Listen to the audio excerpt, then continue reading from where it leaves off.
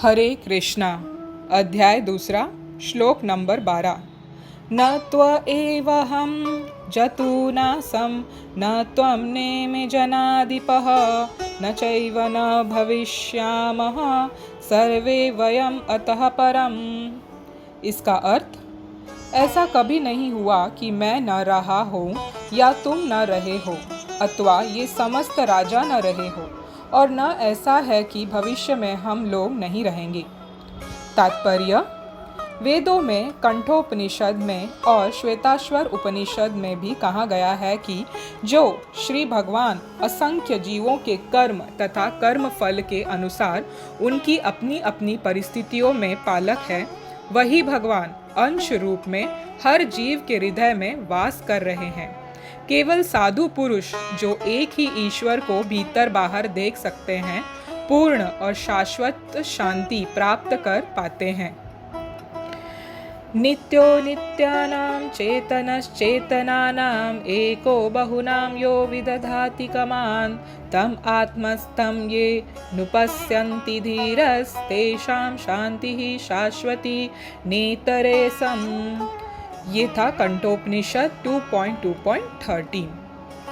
जो वैदिक ज्ञान अर्जुन को प्रदान किया गया, वही विश्व के उन पुरुषों को प्रदान किया जाता है जो विद्वान होने का दावा तो करते हैं, किंतु जिनकी ज्ञान राशि बहुत कम है।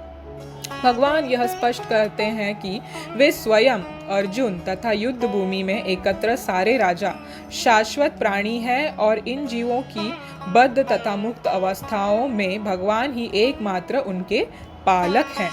भगवान परम पुरुष हैं तथा भगवान का चिर संगी अर्जुन एवं वहाँ पर एकत्र सारे राजागण शाश्वत पुरुष हैं। ऐसा नहीं है कि ये भूतकाल में प्राणियों के रूप अलग अलग उपस्थित नहीं थे, और ऐसा भी नहीं है कि वे शाश्वत पुरुष बने नहीं रहेंगे। उनका अस्तित्व भूतकाल में था और भविष्य में भी निर्बोध रूप से बना रहेगा। अतः किसी के लिए शोक करने की कोई बात ही नहीं है। ये मायावादी सिद्धांत की मुक्ति के बाद आत्मा माया के आवरण से पृथक होकर निराकार ब्रह्म में लीन हो जाएगा और अपना अस्तित्व खो देगा, यहाँ परम अधिकारी भगवान कृष्ण द्वारा पुष्ट नहीं हो पाता। न ही इस सिद्धांत का समर्थन हो पाता है कि बद्ध अवस्था में ही हम अस्तित्व का चिंतन करते हैं। यहाँ पर कृष्ण स्पष्टतः कहते हैं कि भगवान तथा अन्यों का अस्तित्व भविष्य में भी अशून्य रहेगा, जिसकी पुष्टि उपनिषदों द्वारा भी होती है। कृष्ण का यह कथन प्रामाणिक है क्योंकि कृष्ण मायावश्य नहीं है। यदि अस्तित्व तथ्य न होता तो फिर कृष्ण इतना बल क्यों देते, और वह भी भविष्य के लिए। मायावादी यह तर्क कर सकते हैं कि कृष्ण द्वारा कथित अस्तित्व आध्यात्मिक न होकर भौतिक है। यदि हम इस तर्क को कि अस्तित्व भौतिक होता है स्वीकार कर भी ले, तो फिर भी कोई कृष्ण के अस्तित्व को किस प्रकार पहचानेगा। कृष्ण सदा सर्वदा अपना अस्तित्व बनाए रहे हैं। यदि उन्हें सामान्य चेतना वाले सामान्य व्यक्ति के रूप में माना जाता है, तो प्रामाणिक शास्त्र के रूप में उनकी भगवद गीता की कोई महत्ता नहीं होगी। एक सामान्य व्यक्ति मनुष्यों के 4 अवगुणों के कारण श्रवण करने योग्य शिक्षा देने में असमर्थ रहता है। गीता ऐसे साहित्य से ऊपर है। कोई भी सांसारिक ग्रंथ गीता की तुलना नहीं कर सकता। श्री कृष्ण को सामान्य व्यक्ति मान लेने पर गीता की सारी महत्ता जाती रहती है।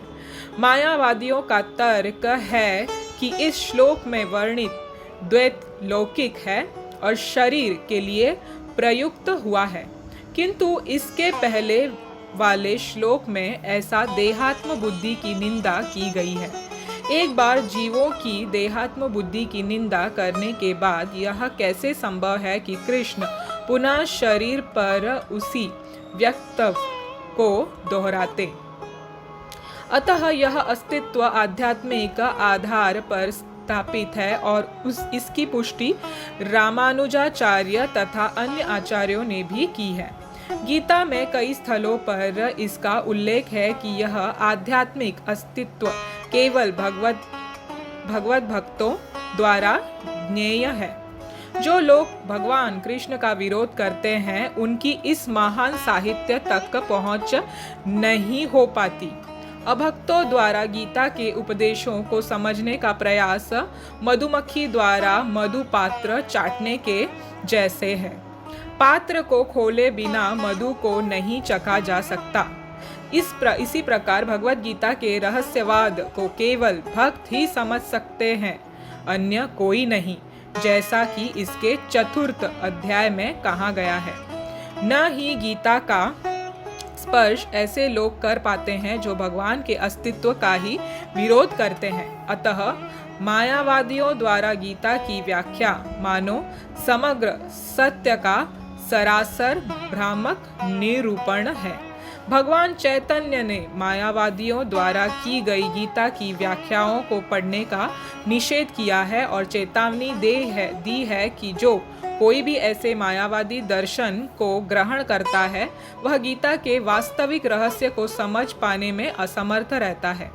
यदि अस्तित्व का अभिप्राय अनुभवगम्य ब्रह्मांड से है तो भगवान द्वारा उपदेश देने की कोई आवश्यकता नहीं है। आत्मा तथा परमात्मा का द्वैत शाश्वत तथ्य है और इसकी पुष्टि वेदों द्वारा होती है, जैसे कि ऊपर कहा जा चुका है। हरे कृष्णा। ये था तात्पर्य दोस्तों। तो दोस्तों ये तात्पर्य बहुत स्पष्टता से एकदम क्लियरली श्रीला प्रभुपाद ने हमको बताया है यहाँ पे कि कुछ चिंता करने की ज़रूरत नहीं है, क्योंकि जो पहले थे अभी भी है और आगे भी भविष्य में भी रहेंगे। क्या? आत्मा मतलब भगवान परमात्मा, हम आत्मा, और ये देह जो भी है, भूमि हो या हमारा देह हो या कौन सा भी देह हो, ये मैटर रहने वाला है। ये 3 चीज़ रहने वाला है, मगर इसमें शाश्वत कौन है? परमात्मा और आत्मा। और नश्वर क्या है? शरीर, मैटर, डेड मैटर। तो यहाँ से 11वें श्लोक जो कल हमने सुना था वहाँ से शुरू होता है ज्ञान योग। भगवान अभी आत्मा के बारे में ज्ञान देंगे हमको। क्या ज्ञान देंगे? कि हमको शोक करने की ज़रूरत नहीं है शरीर बदलने पे, और हम सब शाश्वत जीव आत्माएं हैं। अब इसको सपोर्ट करने के लिए जो हमारी शाश्वत इंडिविजुअलिटी है, जो आत्मा शाश्वत आत्मा है, हम इसका रेफरेंस क्या देते हैं? भगवान कथा उपनिषद और श्वेताश्वर उपनिषद से देते हैं। जो श्लोक हमने अभी पढ़ा, इसमें तात्पर्य में श्रीला प्रभुपाद ने व्याख्या की थी, नित्यो नित्यानाम चेतनस चेतनानाम। तो इसमें इस श्लोक में क्या बताया है दोस्तों? इसका मतलब क्या है कि supreme personality of God head, परम पुरुषोत्तम भगवान कृष्णा ही मेंटेनर है हर एक जीवात्मा के। और वो कैसे उसको मेंटेन कर रहे हैं? वो डिफरेंट सिचुएशन में उसके अंदर परमात्मा रूपी स्थित होके उसके अपने हर एक कर्म पे और उसके कर्म फल पे ध्यान दे रहे हैं, देख रहे हैं। परमात्मा रूप में अंदर, सबके अंदर बसे हुए हैं, अणु रणु तणु में, सब में, जीवात्माओं में, डेड मैटर हो या कोई भी हो लिविंग, सब में भगवान है। तो उनका प्लीनरी पोर्शन जो है परमात्मा, उससे वो सबको नियंत्रित कर रहे हैं, सबके ऊपर वो ध्यान रखे हैं, वो हमारे हृदय में है, बसे हैं। तो ये जो विजन जो साधु पुरुष देखते हैं, जो मतलब बाहर भी वो भगवान को देखते हैं और अंदर भी भगवान को देखते हैं, वो सेम उनको एक ही मानते हैं, वो उसमें भेद नहीं करते हैं। तो वही असलियत में परफेक्ट है और एटर्नल पीस के लिए प्राप्त करते हैं। तो यहाँ पे अभी जो पॉइंट दोस्तों बताया है 2nd पैराग्राफ में, मायावादी थियरी बताया है। मायावादी, अब आप यहाँ पे प्रभुपाद ने मायावाद का खंडन किया, क्योंकि इस श्लोक पे मायावादी जो लोग हैं उन लोग बहुत इस पे तर्क वितर्क करते हैं, कि बोलते हैं कि ये शरीर के लिए बोला गया है, आत्मा के लिए नहीं। ये जो मायावादी फिलॉसफी वाले होते हैं ना दोस्तों, ये बहुत आजकल दुनिया में घूम रहे हैं और ये गलत प्रचार कर रहे हैं भगवत गीता का। ये ऐसे लोग हैं जो कृष्ण में, मतलब भगवान की जो ब्रह्मन स्वरूप है ना, इफ्लुजेंस स्वरूप जो मैंने आपको बताया था फर्स्ट स्टेज भगवान का, उसमें मिलना चाहते हैं, मर्ज होना चाहते हैं, जो आपने देखा होगा टीवी वगैरह में कभी ऐसा, तो मर्ज होना चाहते हैं। ये भगवान के साथ रहना नहीं चाहते, भगवान में लीन होना चाहते हैं, जो कि जिसको स्पिरिचुअल सुसाइड बोलते हैं। ये ठीक नहीं है। तो उनके मुताबिक वो बोलते हैं कि इंडिविजुअल सोल को, मतलब आत्मा को तोड़ा जा सकता है, सेपरेट किया जाता है ओरिजिनल कवरिंग से, माया के इससे, ओरिजिनल कॉन्शियसनेस से। तो यहाँ पे भगवान ने उसको इस अध्याय में खंडन किया है कि सोल कभी ब्रेक नहीं कर सकते। वो मायावादी कहते हैं कि आत्मा तो परमात्मा में विलीन हो जाता है अपने आप और अपना अस्तित्व खो देता है। अब ये यहाँ पे इस दूसरे अध्याय में आगे जाके भगवान ये बताते हैं कि ऐसा नहीं है। सोल जो है, आत्मा है, वो इनसॉल्यूबल है और कभी डिज़ोल्व नहीं हो सकता। उसकी मतलब हम सबकी अलग अलग अस्तित्व है, हम अलग हैं। हमारा कोई सॉल्यूबल नहीं है, पानी में नहीं मिल सकता, वो आग से नहीं उसको जलाया जा सकता, ऐसे अलग अलग इससे कुछ नहीं, वो अपना इंडिविजुअल उसकी आइडेंटिटी है। तो ये मायावाद का खंडन किया है यहाँ पे कि ये कंडीशन स्टेट में है, ये है, वो है, बहुत कुछ। ये मायावादी जो है ना दोस्तों, ये बहुत तर्क वितर्क करते हैं। इनके पास कभी जाना नहीं चाहिए, क्योंकि ये बोलते हैं कि इनका भी संप्रदाय है और इनका अलग ही भगवद गीता का ज्ञान अलग ही होता है। इनका जो भगवद गीता का ज्ञान जो अगर हम सुनेंगे तो हमारी जो आस्था है, श्रद्धा है भगवान पे और गीता पे, वो कभी नहीं हम पा पाएंगे और उसका असली मतलब नहीं जान पाएंगे। क्योंकि ये मायावादी जो है, ये सही तत्व को नहीं पहचानते हैं, ये शरीर को ही मैं मानते हैं और ये ब्रह्म में विलीन होना चाहते हैं। ये बोलते हैं कि मतलब भगवान में और हमारे में कोई अंतर नहीं है। तो ऐसे मायावादियों को हमें कभी भी सुनना नहीं चाहिए। और इसमें तात्पर्य में श्रीला प्रभुपाद भी यही बता रहे हैं कि लॉर्ड चैतन्य जो कृष्णा स्वयं कृष्ण हैं, वो बोलते हैं मायावाद फिलॉसफी कभी नहीं सुनना है उनसे, क्योंकि हमारी पतन होगी उनसे सुनना अगर हमारा होगा तो हमको मायावादियों के मुख से नहीं सुनना है। बहुत कुछ है जानने के लिए, तो अगर हम इसी चीज़ में सीमित रहे तो हम नहीं समझ पाएंगे। इसीलिए मायावादी जो होते हैं ना दोस्तों, वो भगवान को स्वरूप नहीं मानते हैं, वो फॉर्म नहीं मानते, वो इल्यूजन मानते हैं, लाइट मानते हैं, पता नहीं क्या क्या बोलते हैं। ऐसे थोड़ी ना होता है। भगवद गीता में भगवान खुद बोलते हैं परम पुरुषोत्तम है वो है, इसीलिए हम है, ये संसार चल रही है। नित्यो नित्यानाम चेतनस चेतनानाम, तो ये सब भगवान ही चला रहे हैं, भगवान ही हमारे पालन करता है, हमारी ज़रूरतों का, छोटी छोटी बातों का भगवान ही ख्याल रखते हैं, भेजते हैं। अगर हमको कोई कहे कि हम लाइट है, हमारे में फॉर्म नहीं है, तो हम बिलीव करेंगे? हमारे तो हाथ हैं, पैर हैं, आँख है, सब है। तो वैसे ही भगवान भी पूर्ण चिन्मय है। हमारा तो ये देह जो है, ये तो डेड मैटर से बना है, मगर भगवान तो पूर्ण चिन्मय है, पूरे स्पिरिचुअल है, उनका सब कुछ चिन्मय है, आत्मा है, वो परम आत्मा है। इसीलिए ये जो है भगवद गीता, ये कौन समझ सकता है?